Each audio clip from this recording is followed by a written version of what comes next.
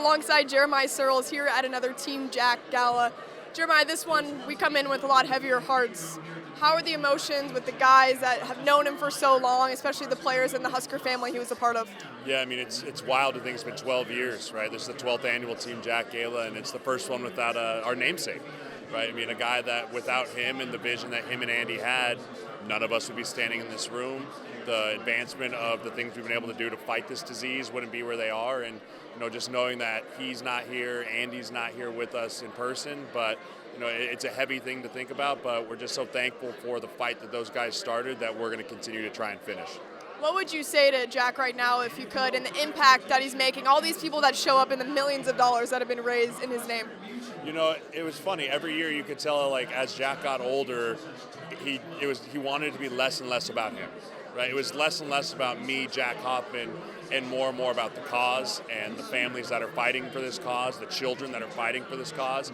And, I believe that Jack would be happy with the event and with Kylie and everyone that's in control of the organization, where it's going, where it's headed.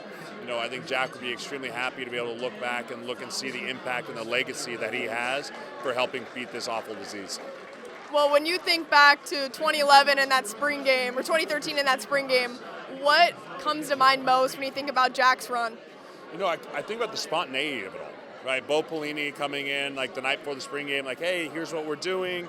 We're going to do it. And I was like, oh, that's freaking awesome. Like, why, of course, why wouldn't we do that, right? And to think that such a minor moment, a minor thought sparked into millions of dollars raised, foundations cause, people like Kirk, who's going to come in and speak. And I think back to like Alex Smith and the amount of just the gravity in which it's reached out to not just here in Nebraska, but across the entire nation has been incredible. And we're just so thankful that Bo allowed that to happen, that the Hoffman family allowed that to happen. And we got to use that as a platform and a jumping off point for this raising all this money.